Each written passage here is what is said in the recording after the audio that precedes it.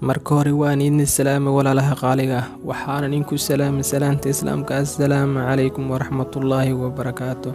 bacda salaam walaalayaal waxaan maanta inii wadaa hadiyad ducaa marba waxaad iga baratay inaan inii soo gudbiyo hadiyadooyin ducaa hadiyad leesisiiya waxaa ugu wanaagsan midda noloshaada wax ka beddesha midda noloshaada anfacda midda faa'iido ku yeelata noloshaada dambe mustaqbalkaadana saameyn ku yeelata hadiyad midaasaa ugu wanaagsan walaal ducadan waad ku ducaysanaysaa haddii qalbigaada aad ka dareemaysa dhaqdhaqaaq ama qalbigaada walwal badan aad ka dareemayso ama culays badan qalbigaada aad ka dareemaysa walaal ducadan ku ducayso iska daa'im mar walba ku ducayso qalbigaaga qaboobi raxmad iyo farxad buu helayaa haddii waxaad jecesha ay jiraan oo wax badan kaa maqan waadna rabi lahayd in indhahaadu ay arkaanna ducadan ku ducayso ilmaad dashoo kaa maqan noqdo waalidkaa kaa maqan qof aad jeceshahay oo kaa maqan haddaad rabto inaad aragto ducadan ku ducayso walaal ducadu sidaan ayay ku leedahay allaahuma bardan wassalaaman calaa quluubina ilaahayo ka yeel qaboow iyo nabadgelyo quluubteenna meesha calaa quluubina waxaad ka dhihi kartaa calaa qalbina waad dhihi kartaa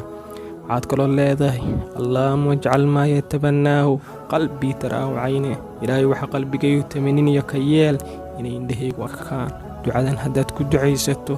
walaal waa la aqbalayaa waxaad doonayso oo dhan waa lagu siinayaa qalbigaaguna wuxuu noqonayaa mid aad u qabow badan mid aad u degan maadaama aad ku ducaysid ilaa qalbigay nabadgelyo iyo siyaad dhexdeed ilaa qalbigayga qabow iga dhigaad dhexdeed ilaa waxaan ku tamaninaysay haddaad hanti ku tamaninayso fiican haddaad maal badan yeelataad ku tamaninayso haddaad inaad reer yeelataad ku tamaninayso haddii inaad shaqo aad hesha aad ku rajo weyn tahay walaal ducadan ku ducayso in mar walba ilaahay uu ka yeelo waxa aad tamaninaysa ma aad doonayso in indhahaadu ay maray rumaystaan inay arkaan haddaad awlaad inaad dhasaad jeclaan laheed waad awlaadaad rabi laheed awlaadaada inaad aragtid ducadan ku ducayso walaal qalbigaaga mar kasta ducadan haddaad ku xeliso wuu kuu degayaa allaahuma bardan wassalaaman calaa quluubii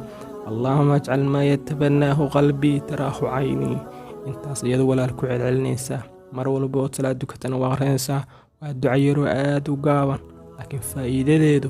ay aad u badan tahay haddii aad ducadan sidaas u akhrisato qalbigaagu insha allah wuxuu noqon doonaa mid degan oo farxaad markasta dareemaya oon culays dareemayn oon walwala doonayn wixii uu doonayana uu rajaynayana ilaahay subxaana watacaala wuu ku siinayaa walaalta niyada ugu ducayso